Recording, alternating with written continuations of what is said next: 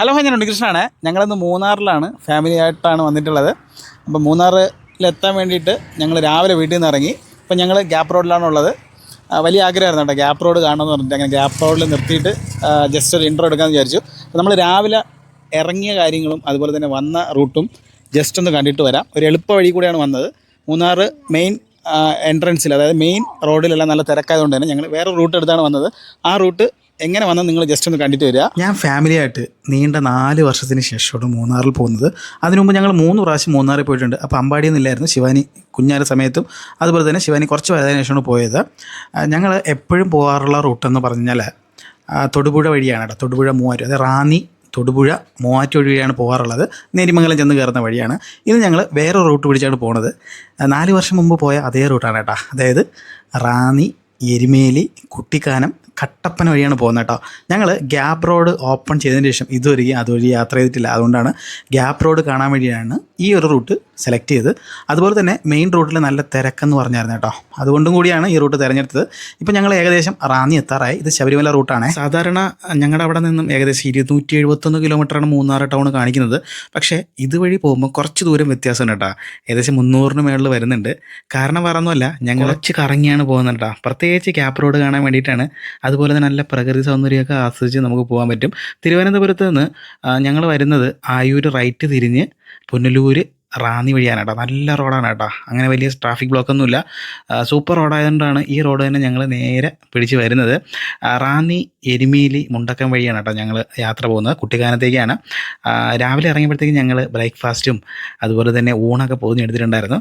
അങ്ങനെ റാന്നി കഴിഞ്ഞിട്ട് കുറച്ച് ഫ്രീ സ്ഥലം കിട്ടിയപ്പോഴത്തേക്കേ ഞങ്ങൾ വണ്ടി ഒതുക്കി ബ്രേക്ക്ഫാസ്റ്റ് കഴിക്കാൻ വേണ്ടിയിട്ടാണ്. സാധാരണ ഞങ്ങൾ കാറിൽ ദൂരയാത്ര ചെയ്യുമ്പോഴെല്ലാം ഭക്ഷണം, ഒരു ദിവസത്തേക്കുള്ള ഭക്ഷണം കഴിയുമെങ്കിലും ഞങ്ങൾ പാക്ക് ചെയ്ത് എടുക്കാറുണ്ട്. മാമിയാണ് കേട്ടോ എല്ലാം റെഡിയാക്കുന്നത്. വെളുപ്പിന് വേണ്ടിയിട്ട് ചെയ്തതാണ് കേട്ടോ.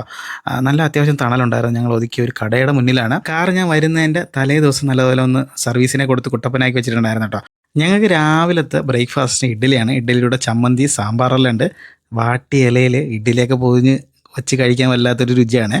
സാമ്പാറാണ് നമ്മൾ വീട്ടിൽ മിക്കവാറും എല്ലാ ദിവസവും ഇഡ്ഡലിയുടെ ആയിരുന്നാലും ദോശയുടെ കൂടെ ആയിരുന്നാലും വയ്ക്കാറുള്ളതാണ്. ഞങ്ങളുടെ വീട്ടിലുള്ള എല്ലാവർക്കും പൊതുവേ സാമ്പാർ വലിയ ഇഷ്ടമാണ്. പ്രത്യേകിച്ച് എനിക്കാണ് കേട്ടോ. എൻ്റെ വീഡിയോ കാണുന്ന എല്ലാവർക്കും അറിയാൻ പറ്റും. സാമ്പാറിനെ പറ്റി ഞാൻ ഒരുപാട് പുകഴ്ത്തി പറയാറുണ്ട്. ഉച്ചയ്ക്കുള്ള ഊണും ഞങ്ങൾ പൊതിഞ്ഞെടുത്തിട്ടുണ്ട്. വൈകുന്നേരത്തെ ഫുഡ് മാത്രം നമ്മൾ പുറത്തുനിന്ന് കഴിക്കാനുള്ള ഒരു പ്ലാനായിരുന്നു.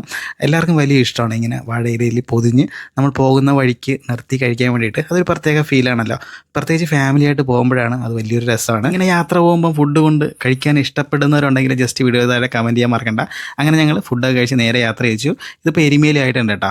ഞങ്ങൾ പോയ സമയം അയ്യപ്പ സീസണായിരുന്നു, അത് ശബരിമല സീസണായിരുന്നു. അതുകൊണ്ട് എരുമേലി ഭാഗത്ത് അത്യാവശ്യം നല്ല തിരക്കുണ്ടായിരുന്നു. ചെറിയൊരു മഴയും കൂടെ പെയ്തിട്ടുണ്ടായിരുന്നേ. എരുമേലി എത്തിക്കഴിഞ്ഞാൽ ഒരു പ്രത്യേക വൈബാണ്. വണ്ടികളെല്ലാം വളരെ സ്ലോയിലാണ് പോയിക്കൊണ്ടിരുന്നത്. ചെറിയ റോഡാണ്. അയ്യപ്പന്മാരെല്ലാം ഒരുപാട് നിറഞ്ഞു നിൽപ്പുണ്ട്. ശബരിമലയുടെ ആ ഒരു സീസൺ ആയതുകൊണ്ട് തന്നെ വണ്ടികളും റോഡിലൊക്കെ ഒരുപാട് പാർക്കിംഗ് ഉണ്ട് കേട്ടോ. ശബരിമല സീസണിൽ ഇതുവഴി എപ്പോഴും പോയാലും നല്ല തിരക്കായിരിക്കും. വളരെ സ്ലോയിലേ നമുക്ക് ഇതുവഴി യാത്ര ചെയ്യാൻ പറ്റുള്ളൂ. ഈ ഭാഗത്തു കൂടെയാണ് നമ്മൾ നേരെ മുണ്ടക്കയത്തോട്ട് പോകുന്നത് കേട്ടോ. നമ്മുടെ അയ്യപ്പൻ്റെ ക്ഷേത്രം തൊട്ടടുത്ത് നമുക്ക് ഇടത്ത് സൈഡിൽ കാണാൻ പറ്റും. ഇതുവഴി മുണ്ടക്കയം ചെന്നിട്ട് വേണം ഞങ്ങൾക്ക് കുട്ടിക്കാനത്തേക്ക് പോകാൻ വേണ്ടിയിട്ട്. സ്ഥിരം പോകുന്ന റൂട്ടായതുകൊണ്ട് എനിക്ക് വലിയ ആ ഒരു പേടിയും തോന്നിയിട്ടില്ല. എന്ന് വെച്ചാൽ റൂട്ട് തെറ്റിപ്പോകും എന്നുള്ളൊരു പേടിയൊന്നും അങ്ങനെ തോന്നിയിട്ടില്ല. മാപ്പ് നോക്കി പോവുകയാണെങ്കിൽ എരുമേലിയിൽ നിന്ന് 2 വഴി കാണിക്കും കേട്ടോ. ഒന്ന് എരുമേലി അയ്യപ്പൻ കോവിലിൻ്റെ അവിടെ നിന്ന് റൈറ്റും ആണ് മെയിനായിട്ട് കാണിക്കുന്നത്. പക്ഷേ ഞാൻ ലെഫ്റ്റ് തിരിഞ്ഞാണ് പോകാറുള്ളത് സ്ഥിരമായിട്ട്. ലെഫ്റ്റ് തിരിഞ്ഞ് പോയി കഴിഞ്ഞാൽ ചെറിയൊരു ഷോർട്ട് കട്ടിൽ കൂടി നമുക്ക് മുണ്ടക്കയ റോഡിലോട്ട് കയറാൻ പറ്റും. അതാണ് ഞങ്ങളുടെ സ്ഥിര റൂട്ട് കേട്ടോ. എന്ന് വെച്ചാൽ ഞാൻ ട്രിപ്പൊക്കെ പോകുമ്പോഴെല്ലാം ഈ ഒരു വഴിയാണ് തിരഞ്ഞെടുക്കാറുള്ളത്, പ്രത്യേകിച്ച് കുട്ടിക്കാനം പോകുന്ന സമയത്ത് കേട്ടോ. അങ്ങനെ ഞങ്ങൾ അമ്പലത്തിൻ്റെ അവിടെ നിന്ന് നേരെ ലെഫ്റ്റാണ് തിരിഞ്ഞത്. നല്ല തിരക്കുണ്ട്. എന്ന് വെച്ചാൽ പേട്ട തുള്ളുന്നുണ്ട് അയ്യപ്പന്മാരെ. അതിൻ്റെ ഒരു തിരക്ക്, അതിൻ്റെ ഇടയിൽ കൂടെ ഞങ്ങൾ അഡ്ജസ്റ്റ് ചെയ്ത് പതുക്കെ സ്ലോ ആയിട്ടാണ് കാറ് മുന്നോട്ട് നീക്കിയത്. എന്ന് വെച്ചാൽ നല്ല തിരക്കുണ്ടായിരുന്നേ. സാധാരണ അയ്യപ്പ സീസൺ അല്ലെങ്കിൽ ഈ ഭാഗത്ത് അങ്ങനെ തിരക്കൊന്നും കാണാറില്ല. അങ്ങനെ ഞങ്ങൾ എരുമേലിയിൽ നിന്ന് നേരെ മുണ്ടക്കയ റോഡിലോട്ട് കയറിയിട്ടുണ്ട്. മുണ്ടക്കയ റോഡായിരുന്നാലും യാത്ര ചെയ്യാൻ നല്ല രസമാണ് കേട്ടോ. റബ്ബർ എസ്റ്റേറ്റിൻ്റെ അകത്തൂടെയാണ് മുണ്ടക്കയം കുട്ടിക്കാനം റോഡുള്ളത്. വളരെ ചെറിയ റോഡാണ്. അധികം തിരക്കൊന്നുമില്ല. കുറച്ച് വളവും തിരിവൊക്കെ മാറ്റിയെടുത്തു കഴിഞ്ഞാൽ നല്ല റോഡാണ്. വളരെ ശ്രദ്ധിച്ച് പോകണം. ചെറിയ റോഡാകുമ്പോൾ നമ്മൾ പ്രത്യേകം ശ്രദ്ധിച്ച് പോകേണ്ടതാണ്. എനിക്ക് കാർ ഓട്ടിക്കാൻ ഇഷ്ടപ്പെട്ട റോഡെന്ന് പറഞ്ഞാൽ ഇതേപോലെ വളവും തിരിവുള്ളതാണ് കേട്ടോ. ഒരു പ്രത്യേക രസമാണ് ഈ ഒരു റോഡിൽ കൂടെ ഇങ്ങനെ വളഞ്ഞും തിരിഞ്ഞും പോകാൻ വേണ്ടിയിട്ട്. എരുമേലിയിൽ നിന്ന് യാത്ര തുടങ്ങി കഴിഞ്ഞാൽ അധിക ദൂരമൊന്നും ഇല്ല കേട്ടോ മുണ്ടക്കയം എത്താൻ വേണ്ടിയിട്ട്. മുണ്ടക്കയത്ത് ചെന്ന് കഴിഞ്ഞാൽ നേരെ കുട്ടിക്കാനത്തേക്കാണ് ഞങ്ങൾ പോകുന്നത്. കുട്ടിക്കാനം എന്ന് പറയുമ്പോഴേ മുണ്ടക്കയത്ത് നിന്ന് ഏകദേശം 22 കിലോമീറ്ററോളം ദൂരമുണ്ട്. മുണ്ടക്കയം കുട്ടിക്കാനം റോഡെന്ന് പറഞ്ഞാൽ വളരെ അപകടം പിടിച്ച റോഡാണ് കേട്ടോ. എന്ന് വെച്ചാൽ ചെറിയ വളവും കയറ്റവും എല്ലാം ചേർന്നിട്ട് ഒരു കുഞ്ഞു റോഡാണ് ഈ ഒരു കുട്ടിക്കാനം മുണ്ടക്കയം റൂട്ടിലുള്ളത്. ഒരുപാട് തിരക്കാണ് കേട്ടോ. കാരണം വേറൊന്നുമല്ല, തമിഴ്നാട്ടിലോട്ട് പോകുന്ന വണ്ടികളെല്ലാം ഇതുവഴിയാണ് കൂടുതൽ പോകാറുള്ളത്. കൂടുതലും ടൂറിസ്റ്റ് വണ്ടികളും അതുപോലെ തന്നെ ചരക്ക് ഗതാഗതം എല്ലാം കേരളം ടു തമിഴ്നാട് റൂട്ടാണിത്. പ്രത്യേകിച്ച് കോട്ടയത്തുള്ള വണ്ടികളെല്ലാം, അതായത് നമ്മൾ കുമിളി വഴി വരുന്ന വണ്ടികളെല്ലാം ഇതുവഴിയാണ് യാത്ര. അപ്പോൾ വളരെ ശ്രദ്ധിച്ചു വേണം മുണ്ടക്കയം ടു കുട്ടിക്കാനം റോഡ് നമ്മൾ യാത്ര ചെയ്യുന്നത്. ഓവർടേക്കിംഗ് ഒക്കെ വളരെ സൂക്ഷിച്ചേ ചെയ്യാൻ പാടുള്ളൂ. ഇതുവഴിയുള്ള യാത്ര വളരെ രസമാണ് കേട്ടോ. കുട്ടിക്കാനം എത്തുമ്പോഴത്തേക്ക് ചിലപ്പോൾ നമുക്ക് കോട കിട്ടാൻ ചാൻസ് ഉണ്ട്. സാധാരണ എപ്പോഴും ഞങ്ങൾ ഇതുവഴി പോയാലും കുട്ടിക്കാനം എത്തുമ്പോൾ വൈകുന്നേരം ആവണം. പക്ഷേ ഞങ്ങൾ ഇത്തവണ നേരത്തെയാണ് ഇറങ്ങിയത്. വൈകുന്നേരം ആയിക്കഴിഞ്ഞാൽ കുട്ടിക്കാനം ടൗൺ കംപ്ലീറ്റ് കോട കൊണ്ട് നിറയും. അത്രയ്ക്ക് നല്ല ഒരു ഹൈറ്റ് ലെവലിലാണ് ഈ ഒരു കുട്ടിക്കാനം എന്ന സ്ഥലം ഇരിക്കുന്നത്. നമുക്ക് പോകുന്ന റൂട്ട് തന്നെ വളരെ കാണാൻ പറ്റും. ഒരുപാട് മലകളും കുന്നുകളും നിറഞ്ഞിട്ടുള്ള ഒരു റോഡാണ്.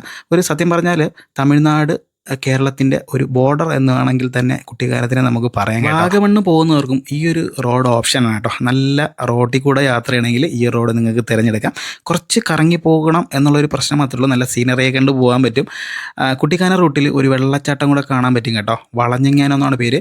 ഇതാണ് ആ വളഞ്ഞെങ്ങാനം വെള്ളച്ചാട്ടത്തിൻ്റെ ആ ഒരു ഭാഗം വരുന്നത്. വെള്ളച്ചാട്ടത്തിൽ അധികം ആളൊന്നും കാണത്തില്ല. കാരണം വേറൊന്നുമില്ല, ഈ ഒരു ചൂട് സമയത്ത് അങ്ങനെ അധികം വെള്ളമൊന്നും കാണാറില്ല. കാരണം വളരെ കുറച്ച് വെള്ളം മാത്രമേ ഈ ഒരു വെള്ളച്ചാട്ടത്തിലുള്ളൂ. അപ്പോൾ നിങ്ങൾ ഏകദേശം കുട്ടിക്കാനം എത്താറായി. വളഞ്ഞെങ്ങാനം എന്ന് പറയുമ്പോൾ കുട്ടിക്കാനത്തിന് തൊട്ടടുത്ത് തന്നെയാണ് ഈ ഒരു വെള്ളച്ചാട്ടം വരുന്നത്. കുട്ടിക്കാനം ചെന്നിട്ട് വേണം നമുക്ക് റോഡ് തിരിയാൻ കേട്ടോ. കുട്ടിക്കാനം ടൗണിൽ നിന്ന് റൈറ്റിലോട്ട് തിരിഞ്ഞു കഴിഞ്ഞാൽ കുമിളിയും, ലെഫ്റ്റിലോട്ട് കട്ടപ്പനയാണ്. ഏകദേശം കുട്ടിക്കാനം ടൗൺ എത്തിയിട്ടുണ്ട്. വലിയ ഒരു ടൗണാണ് കേട്ടോ. എന്ന് വെച്ചാൽ ഹൈ റേഞ്ചിലെ ടൗൺ എന്ന് വേണമെങ്കിൽ കുട്ടിക്കാനത്തിനെ പറയാൻ പറ്റും. ഇവിടെ നിന്ന് റൈറ്റ് തിരിഞ്ഞു കഴിഞ്ഞാൽ കുമിളി, ലെഫ്റ്റ് തിരിഞ്ഞാൽ കട്ടപ്പന. അപ്പോൾ നമ്മൾ ലെഫ്റ്റിലോട്ടാണ് തിരിഞ്ഞിട്ടുള്ളത്. ഇനി നേരെ കട്ടപ്പനയ്ക്കാണ് കേട്ടോ യാത്ര. നല്ല റോഡാണ് കേട്ടോ. ഇവിടെ നിന്ന് നമ്മൾ ഏകദേശം ഗ്യാപ്പ് റോഡ് മൂന്നാർ എത്തുന്നവരെയും ഈ ഒരു റോഡാണ് കണ്ടിന്യൂറ്റി ആയിട്ട് പോയിക്കൊണ്ടിരിക്കുന്നത്.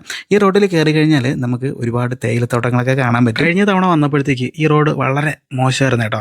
എനിക്ക് തോന്നുന്നു റീസെൻ്റ്ലി ആയിട്ടായിരിക്കും ഈ ഒരു റോഡ് ഇങ്ങനെ ആക്കിയത്. അപ്പോൾ ആദ്യമാണ് റോഡ് നന്നാക്കിയിട്ട് ഇതുവഴി പോകുന്നത്. ഈ ഒരു റൂട്ട് ദൂരം കൂടുതലാണെങ്കിലും തിരഞ്ഞെടുത്തത് ഞങ്ങൾക്ക് ഗ്യാപ്പ് റോഡ് കാണാൻ വേണ്ടിയിട്ടും അതുപോലെ തന്നെ തിരക്കില്ലാതെ വരാൻ വേണ്ടിയിട്ടാണ് കേട്ടോ. നിങ്ങൾക്ക് ഇത്രയും ദൂരം സഞ്ചരിച്ചത് കണ്ടപ്പോൾ മനസ്സിലാക്കണം അധികം ഈ റോഡിന് തിരക്കില്ലെന്ന്.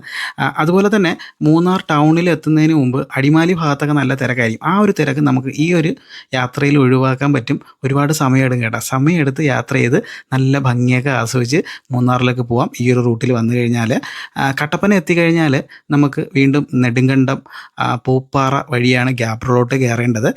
അങ്ങനെ ഞങ്ങൾ ഏകദേശം ഏലപ്പാറ എത്താറായിട്ടുണ്ട്. ഏലപ്പാറ എത്തിക്കഴിഞ്ഞാൽ നമുക്ക് ഇതുപോലെ രണ്ട് സൈഡിലും നല്ല തേയിലത്തോട്ടങ്ങൾ കാണാൻ പറ്റും കേട്ടോ. ചെറിയൊരു കോടയും കൂടെ നമുക്ക് റോഡിൽ കാണാൻ പറ്റുന്നുണ്ട്. എൻ്റെ ഒരു ഊഹം വെച്ചിട്ടാണെങ്കിൽ ഞങ്ങൾ മൂന്നാറിൽ എത്തുമ്പോഴത്തേക്ക് ഏകദേശം 5 മണി അടുപ്പിച്ചാവും, വഴി തെറ്റിയില്ലെങ്കിൽ കേട്ടോ. ഇതുവഴി യാത്ര ചെയ്യുമ്പോൾ നിങ്ങൾ തീർച്ചയായിട്ടും ഗൂഗിൾ മാപ്പ് ഇട്ട് വേണം പോകാൻ വേണ്ടിയിട്ട്. ഞാനും ഗൂഗിൾ മാപ്പ് ഇട്ടിട്ടുണ്ട് കേട്ടോ. എനിക്ക് കുട്ടിക്കാനം വരെ റോഡ് ബൈ ഹാർട്ട് തന്നെയാണ്. അതുകൊണ്ട് അതുവരെ ഞാൻ മാപ്പൊന്നും യൂസ് ചെയ്തിട്ടില്ല. പിന്നെ പ്രത്യേകം ശ്രദ്ധിക്കേണ്ടത് ഈ ഒരു ബസ്സാണ് കേട്ടോ. നല്ല സൂപ്പർ റോഡിൽ പ്രൈവറ്റ് ബസ്സുകാർ കുറച്ച് സ്പീഡാണ്. പ്രത്യേകിച്ച് മൂന്നാർക്ക് പോകുന്ന ബസ്സുകളെല്ലാം പൊതുവേ സ്പീഡാണ് കേട്ടോ. ഞാൻ മുമ്പ് അടിമാലിയിൽ നിന്ന് മൂന്നാർക്ക് ബസ്സിൽ പോയിട്ടുണ്ട്. അതപ്പോൾ എനിക്ക് മനസ്സിലായിട്ടുണ്ട്. ഇതിപ്പോൾ നമ്മൾ ഏലപ്പാറ ടൗൺ എത്തി. വാഗമണ്ണ് പോകുന്നവരെല്ലാം കുട്ടിക്കാനത്ത് നിന്ന് വരുമ്പോൾ ഏലപ്പാറ ടൗണിൽ നിന്നാണ് നമുക്ക് ലെഫ്റ്റ് തിരിഞ്ഞ് പോകേണ്ടത്. ഏലപ്പാറയിൽ നിന്ന് വാഗമണ്ണ് എത്തുന്നതിന് വേണ്ടി ഏകദേശം ഒരു 18ഓളം കിലോമീറ്റർ ഉള്ളൂ കേട്ടോ. വളരെ അടുത്ത് തന്നെയാണ് ഏലപ്പാറ ടൗണിൽ നിന്ന് വാഗമണ്ണ്. നമ്മൾ കാണുന്ന ഈ ലെഫ്റ്റ് തിരിഞ്ഞുള്ള റോഡിൽ കൂടെ കയറി കഴിഞ്ഞാൽ നമുക്ക് നേരെ വാഗമണ്ണിലോട്ട് പോകാനുള്ളത്. ഏലപ്പാറ എന്ന് പറയുന്നത് ചെറിയൊരു ടൗണാണ് കേട്ടോ. മലയോര മേഖലയിൽ അധികം അങ്ങനെ ആൾക്കാരൊന്നും ഇല്ലാത്തതുകൊണ്ട് ടൗണുകളെല്ലാം ചെറുതായിരിക്കും. അങ്ങനെ ഞങ്ങൾ ഏലപ്പാറയിൽ നിന്ന് നേരെ കട്ടപ്പന റൂട്ടിലോട്ട് കയറിയിട്ടുണ്ട്. കട്ടപ്പന റൂട്ടിലോട്ട് പോകുമ്പോഴത്തേക്ക് തന്നെ ഒരു ലോട്ടസ് എന്ന് പറഞ്ഞ ബേക്കേഴ്സ് കണ്ടു കേട്ടോ. കാര്യം വേറൊന്നുമില്ല, നല്ല വിശപ്പുണ്ട്. രാവിലെ ആഹാരം കഴിച്ചതിന് ശേഷം വേറെ പുറത്തൊന്നും ഇറങ്ങിയിട്ടില്ല. ഇവിടെ നല്ല പാർക്കിംഗ് സൗകര്യം ഉള്ളതുകൊണ്ടാണ് കേട്ടോ ഈ ഒരു ബേക്കറിയിൽ കയറിയത്. ബേക്കറി ചെന്ന് കയറിയപ്പോൾ തന്നെ കണ്ണാടിക്കൂട്ടിൽ നല്ല മുട്ട പപ്സും മീറ്റ് പപ്സും വടയെല്ലാം ഇരിപ്പുണ്ട്. അകത്തോട്ട് കയറിയപ്പോഴും നല്ല സ്പേസും കാര്യങ്ങളൊക്കെ ഉണ്ട് കേട്ടോ. ഫാമിലി ആയിട്ടൊക്കെ വന്നു കഴിഞ്ഞാൽ ഇരുന്ന് കഴിക്കാൻ പറ്റുന്ന സ്പേസ് ഇതിനകത്തുണ്ട്. ഒരുപാട് ഐറ്റംസ് ഇവിടെ വച്ചിട്ടുണ്ട് കേട്ടോ. ബേക്കേഴ്സ് ആയതുകൊണ്ട് തന്നെ അവിടെ ഓൺ പ്രോഡക്റ്റ് ആയിരുന്നു ഏറ്റവും കൂടുതലായിട്ട് ഉണ്ടായിട്ടുണ്ടത്. കട്ടപ്പന പോകുമ്പോൾ ഈ ഒരു ലോട്ടസ് ബേക്കറി ജസ്റ്റ് ഒന്ന് കയറുക. അപ്പോൾ ഞാനൊരു മീറ്റ് പപ്സാണ് വാങ്ങിയത് കേട്ടോ. നല്ല ചൂട് പപ്സാണ്. ഉച്ച സമയമൊക്കെ ആയതുകൊണ്ട് തന്നെ പപ്സും കട്ട്ലൈറ്റ് എല്ലാം നല്ല ചൂടോടുകൂടി കിട്ടി. അമ്പാടിയും എല്ലാവരും ഇരുന്ന് കഴിക്കേണ്ട കേട്ടോ. ഒരു ഗ്ലാസ് വെള്ളം കൂടെ കുടിച്ചിട്ടുണ്ടായിരുന്നു. മീറ്റ് പപ്സ് നല്ലതുപോലെ എനിക്ക് ഇഷ്ടപ്പെട്ടു കേട്ടോ. നമ്മുടെ നാട്ടിലെ ഉണ്ടാക്കുന്ന അതേ രുചി തന്നെയാണ് ഇവിടുത്തെ ഒരു മീറ്റ് പപ്സിനും. ബേക്ക് ഹൗസ് ആയതുകൊണ്ട് തന്നെ അവർ എല്ലാ ഫുഡും ചൂടോടുകൂടിയാണ് ഇവിടെ സർവ് ചെയ്തിട്ടുണ്ടായിരിക്കുന്നത്. ഇനിയും ഇവിടെ നിന്ന് കട്ടപ്പനയ്ക്ക് ഏകദേശം 32ഓളം കിലോമീറ്റർ ഉണ്ട് കേട്ടോ. അങ്ങനെ ചെറിയ വിശപ്പൊക്കെ മാറ്റിയിട്ട് യാത്ര ചെയ്യാമെന്ന് വിചാരിച്ചു. ഈ വണ്ടി ഓട്ടിക്കുന്ന സമയത്ത് എനിക്ക് അങ്ങനെ അധികം നിർത്തുന്നതൊന്നും വലിയ ഇഷ്ടമല്ല കേട്ടോ. ഓട്ടിച്ച് കഴിഞ്ഞാൽ ഇങ്ങനെ ഓട്ടിച്ചുകൊണ്ടേ ഇരിക്കണം. അങ്ങനെ ലൈറ്റായിട്ട് ഫുഡൊക്കെ കഴിച്ചിട്ട് ഞങ്ങൾ വണ്ടിയിലിരുന്ന് കഴിക്കാൻ വേണ്ടി കുറച്ച് ഐറ്റംസൊക്കെ ബേക്കറിയിൽ നിന്ന് വാങ്ങിയിട്ടുണ്ട്. നല്ല പാർക്കിംഗ് സ്പേസ് ആയിട്ട് എനിക്ക് വളരെയധികം ഇഷ്ടപ്പെട്ടു ഇവിടുത്തെ ഫുഡായിരുന്നാലും. അങ്ങനെ ഞങ്ങൾ നേരെ കട്ടപ്പനയ്ക്കുള്ള യാത്രയിലാണ്. കട്ടപ്പന എത്തുമ്പോഴത്തേക്കൊക്കെ ഊണ് കഴിക്കാമെന്ന് തോന്നുന്നുണ്ട്. പക്ഷേ നമുക്ക് ഒതുങ്ങി വണ്ടി ഇടാൻ പറ്റിയ സ്ഥലമൊന്നും അങ്ങനെ കണ്ടില്ല. അങ്ങനെ ഞങ്ങൾ നേരെ ചവിട്ടി വിട്ടു കേട്ടോ. റോഡ് നല്ലതായതുകൊണ്ട് തന്നെ അധികം ക്ഷീണമൊന്നും തോന്നിയിട്ടില്ല. വണ്ടി ഓട്ടിക്കാനും വണ്ടിയിൽ യാത്ര ചെയ്യണവർക്കും എല്ലാവരും വളരെ ഹാപ്പിയാണ്. മൂന്നാർ പോയിട്ട് ഒരുപാട് നാളായതുകൊണ്ട് തന്നെ മൂന്നാർ കാണാൻ വേണ്ടിയിട്ടുള്ള ആകാംക്ഷ തന്നെ എല്ലാവരുടെ മുഖത്തും ഉണ്ട് കേട്ടോ. ഞങ്ങൾ പോകുമ്പോഴെല്ലാം മാമിയും കൂടെ കൊണ്ടുപോകാറുണ്ട്. നിങ്ങൾ ചോദിക്കും മാമൻ എന്താണ് കൊണ്ടുപോകാത്തത്? മാമൻ അങ്ങനെ അധികം ദൂരമൊന്നും വണ്ടിയിലിരുന്ന് വരാൻ വലിയ ഇഷ്ടമല്ല കേട്ടോ. അങ്ങനെ ഞങ്ങൾ കട്ടപ്പന ടൗണിൽ എത്തിയിട്ടുണ്ട്. കട്ടപ്പന ടൗണിൽ എത്തിക്കഴിഞ്ഞാൽ വലിയ കൺഫ്യൂഷനാണ് കേട്ടോ. മാപ്പ് ഇട്ടാൽ ഒരു 2-3 വഴികളൊക്കെ കാണിക്കും.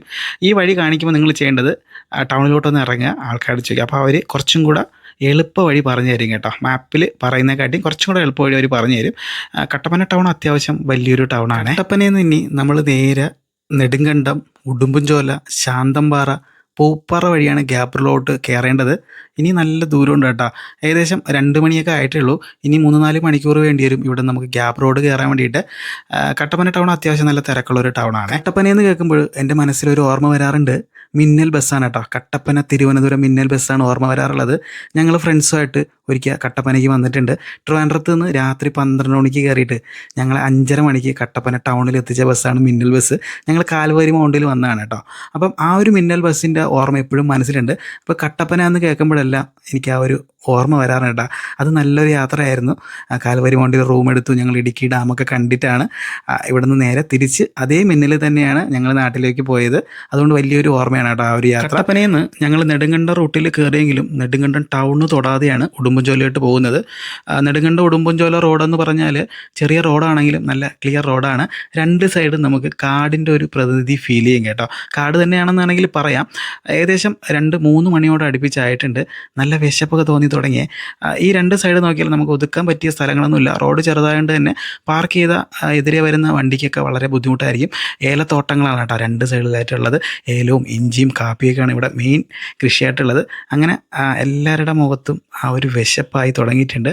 അവരെൻ്റെ അടുത്ത് അങ്ങനെ പറയാറില്ല കേട്ടോ. ഞാൻ ഒതുക്കും എന്ന് അവർക്കറിയാം. അത് വണ്ടി ഒതുക്കുമെന്ന് അവർക്കറിയാം. അങ്ങനെ ഞങ്ങൾ ഏകദേശം ഉടുമ്പൻചോല എത്താറായിട്ടുണ്ട്. ഉടുമ്പൻചോല എത്താറായി കഴിഞ്ഞാൽ പിന്നെ നമുക്ക് എളുപ്പത്തിൽ പൂപ്പാറ കയറി ഗ്യാപ്പ് റോഡിലോട്ട് കയറാൻ പറ്റും. ഉടുമ്പൻചോല എത്തിക്കഴിഞ്ഞാൽ അവിടെ നിന്ന് പൂപ്പാറയ്ക്ക് ഏകദേശം 23ഓളം കിലോമീറ്ററാണുള്ളത്.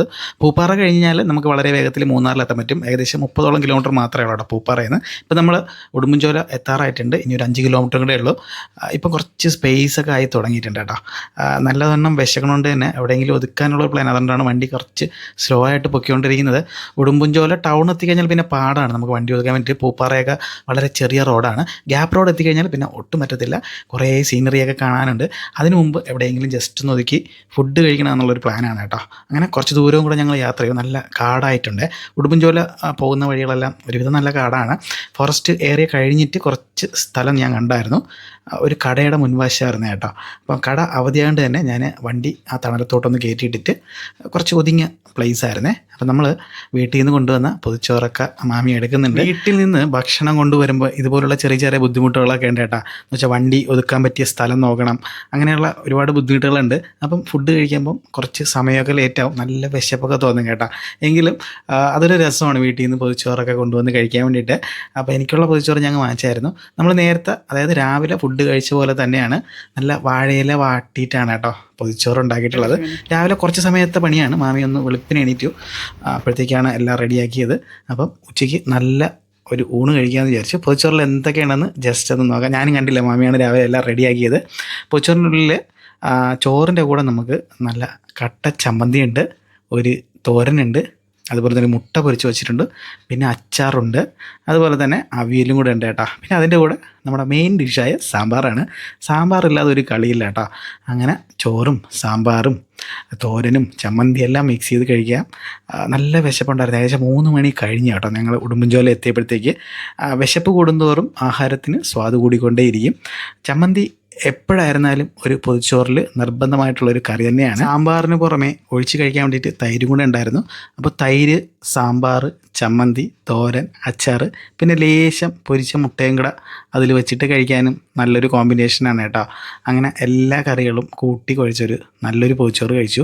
വീട്ടിൽ നിന്ന് കൊണ്ടുവന്ന് കഴിക്കുന്ന ഒരു പ്രത്യേക രുചി തന്നെയാണ്. രാവിലെ കുറച്ച് നേരം ബുദ്ധിമുട്ടിയിട്ടാണ് ഈ ഫുഡുകളെല്ലാം ഉണ്ടാകുന്നത് കേട്ടോ. അത് വേറെ ഒന്നും കൊണ്ടല്ല, നമ്മുടെ ചിലവ് കുറയ്ക്കാനും അതുപോലെ തന്നെ വീട്ടിൽ നിന്നുള്ള ഫുഡ് കഴിക്കാൻ വേണ്ടിയിട്ടാണ്.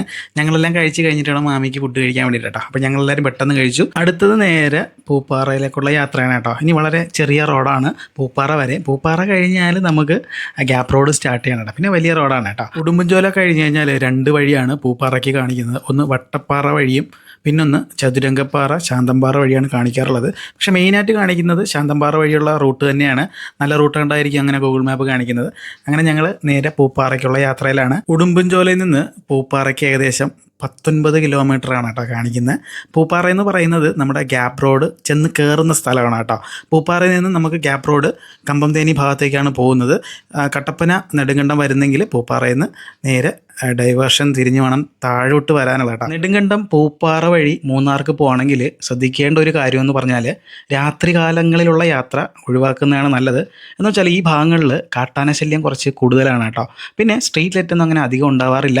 അതുപോലെ തന്നെ ആൾവാസവും കുറച്ച് കുറവാണ്. അതുകൊണ്ട് ഇതുവഴി യാത്ര ചെയ്യുമ്പോൾ വളരെ ശ്രദ്ധിക്കേണ്ട കാര്യം രാത്രി കാലങ്ങളിലുള്ള യാത്ര ഒഴിവാക്കുക. അപ്പോൾ ഞങ്ങൾ ഏകദേശം പൂപ്പാറ എത്താറായിട്ടുണ്ട്. എന്ന് വെച്ചാൽ 2 സൈഡും നമുക്ക് തേയിലത്തോട്ടങ്ങൾ കണ്ടു തുടങ്ങി. ഇനി ഇവിടെ നിന്ന് അങ്ങോട്ട് കൂടുതലും തേയില കൃഷികളാണ് കേട്ടോ. മൂന്നാർ എത്തുന്നത് വരെ ഈ ഒരു തേയില തോട്ടങ്ങൾ കാണാൻ തന്നെയാണ് നമുക്ക് ഏറ്റവും കൂടുതൽ ഇഷ്ടമുള്ളത് കേട്ടോ. മൂന്നാർ പോകുന്ന സമയങ്ങളിൽ നമ്മുടെ നാട്ടിലാണെങ്കിൽ, എൻ്റെ നാട് തിരുവനന്തപുരമാണ്. തിരുവനന്തപുരത്ത് പൊന്മുടിയിൽ ചെന്ന് കഴിഞ്ഞാൽ നമുക്ക് തേയിലത്തോട്ടങ്ങൾ കാണാൻ പറ്റും. എന്ന് വെച്ചാൽ തണുത്ത സ്ഥലങ്ങളിലാണ് കൂടുതലും ഈ ഒരു കൃഷി ഉണ്ടാവുക. അത് ഞാൻ പറയാതെ തന്നെ എല്ലാവർക്കും അറിയെങ്കിലും ഞാൻ ജസ്റ്റ് ഒന്ന് പറഞ്ഞതേ ഉള്ളൂ. അപ്പോൾ നമ്മളിതാ പൂപ്പാറ ടൗൺ എത്താറായിട്ടുണ്ട്. ഡിസംബർ ജാനുവരി മാസത്തിൽ ഇതുവഴിയുള്ള യാത്രയാണെങ്കിൽ വളരെ ഭംഗിയായിരിക്കും കേട്ടോ. നല്ല കോടമഞ്ഞൊക്കെ നിറഞ്ഞു നിൽക്കണ കാണാൻ പറ്റും. പക്ഷേ ആ സമയത്ത് അത്യാവശ്യം നല്ല തിരക്കായിരിക്കും.